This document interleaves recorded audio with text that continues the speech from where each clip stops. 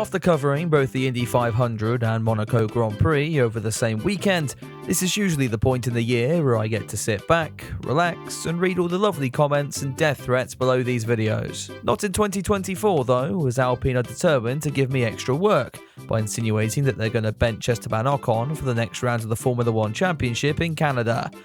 Oh boy, here we go again. This, of course, comes after the Frenchman thought he saw a Mario Kart shortcut above the Monaco tunnel and proceeded to use his teammate Pierre Gasly as a launchpad to investigate this new phenomenon. Ocon found a shortcut of sorts. He got to skip the remaining 77 laps of the Sleep Therapy Grand Prix, his Alpine either too badly damaged or his engineers taking one look at the opening lap melee and deciding it just wasn't worth the effort. The accident very nearly wiped both Alpines out of the competition though, which was particularly bad given Gasly had a good chance at points, something that Alpine have been pretty piss poor at accumulating so far this season. As a result, we turn to our Lord and Saviour, Bruno Famin. The world's leading expert on brain damage and supreme leader of Alpine wasn't too happy with his driver's antics immediately after the incident, telling French media, "Esteban's attack was completely out of line. It's exactly what we didn't want to see, and there will be consequences." Oh, scary! Oh, shiver my timbers! Whilst Ocon's dive bomb was admittedly incredibly stupid and looked more like a desperate cry for help instead of a genuine attempt at an overtake, that apoplectic attack seemed rather unfair when you consider what happened earlier in the lap. Gasly spotted attempting to send his teammate through the barrier and into Sector 3 on the run-up to Massenet. We only missed this initially because we were all too focused on the Ham-Haas terrorist attack further behind. That was a bit of a stretch, isn't it? But putting Bruno's empty threat aside, that's all we initially took it for. An empty threat, said in the moment because someone ruined one of Fabian's baguettes. But as time has gone on, we're still talking about this, and now even the likes of Sky Sports are claiming more serious repercussions could well be on their way for Canada. That said, they're also saying Perez is getting a contract extension, so maybe someone just partied a bit too hard on the Monaco yacht the other night. The murmurings coming out of Alpine suggest Esteban being benched for the next round of the championship in Montreal is a real possibility, and something Faman has been actively considering over the last couple of days. But is this the right decision, or are we entering yet another chapter in the downfall of the Sacre Bleu? Well, the TLDR is, if this Ocon sidelining actually goes ahead, then yes we are. Many questioned how exactly Ocon and Gasly would handle being together when the pair were announced as teammates for the 2023 season.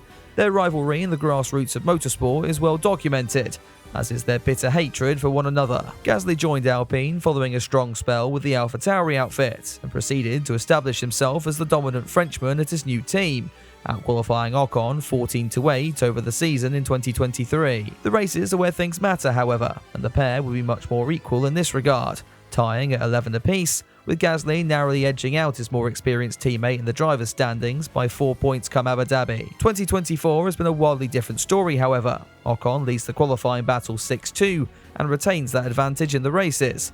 After Monaco, they're now equal on points, though it's clear who the better of the two Alpine drivers is, and that hasn't gone unnoticed by other teams around the paddock. As everyone was unpacking in Monaco, the news doing the rounds surrounded Haas headhunting Esteban for a drive in 2025. Granted, picking between Haas and Alpine is a bit like picking between two different vegetables in a bowl of entrails, but compare that to Gasly, and while he also appears to want nothing to do with his all-French team next year, he doesn't appear to have anywhere near as much choice in the market. When Alpine are thinking about the future then, is it really such a smart idea to piss off your better driver over a single mistake that Ocon has now apologised for, both on social media and personally to the higher-ups at Alpine? That question was rhetorical because it's obviously an incredibly thick idea. Then again, Faman here thought it was also a good plan to sack off all of his competent staff over the course of a year and run every facet of the team himself, so it kind of feels like I'm screaming into a brick wall, even if there is a very rare chance he stumbles upon this video. So we've established that this is a terrible plan, but what if Mr. Potato Head actually goes along with it?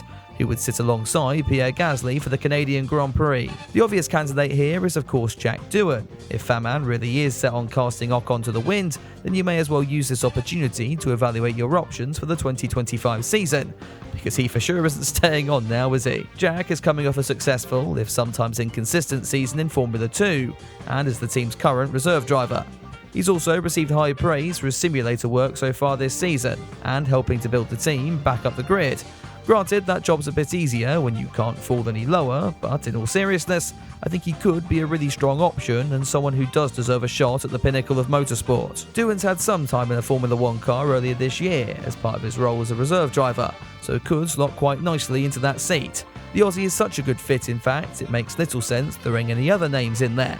But I quite like my watch time, so what about Mick Schumacher?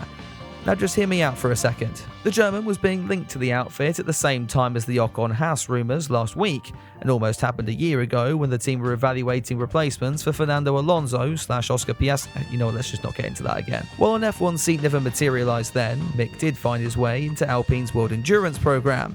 He sits on 0 points after 3 races, but has found himself on the fringes of the top 10 in all of them. We've also got to remember that he's still driving an Alpine. No matter what people say, both Mick and Jack have the benefit of falling back on their famous heritage. But in Formula 1, that Schumacher name carries more weight than most realise, and with more F1 race experience compared to the young Australian, there is an argument to place the son of the 7-time champion in that car, albeit still a loose one. Now it would be great to get a mid-roll on this video, so let's think of a few other names to throw into the hat. How about Latifi? Or Nikita Mazepin? Or, what about Bill Oddie?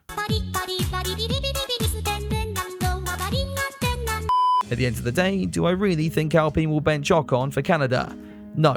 That said, it wouldn't be the first time I would look like an utter tit on this channel, and it certainly wouldn't be the last. We need to remember that regardless of what Ocon decides to do next year, he still has to finish this one with Alpine. And how exactly is that relationship going to look if the top brass are sacking you off over a singular incident? Actually, if anything, given how that car has behaved so far this year, maybe benching Ocon is a terrible idea in the sense it might just look like some sort of reward for his bad behaviour. If you ask me, Faman reminds me of that teacher in school, who screams the classroom down in an attempt to show that he has dominance over all of the 11-year-olds in the room.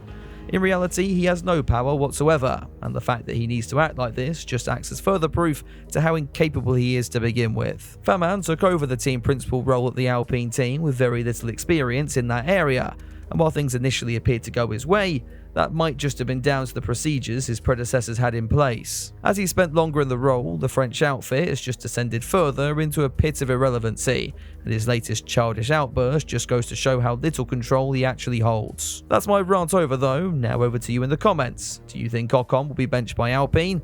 And if so, who can you see replacing him? Let me know down below, and if you enjoyed the video, be sure to get subscribed and turn on those notifications to help the channel grow. It's been a bit of a mad one since the weekend, so thanks for all the support so far. Thanks also to all of my patrons and channel members who got access to this video early. If that sounds like something you're interested in, be sure to check out the links in the description down below. But for now, that's all from me. So I'll see you very soon with another video, but until then, have a good one.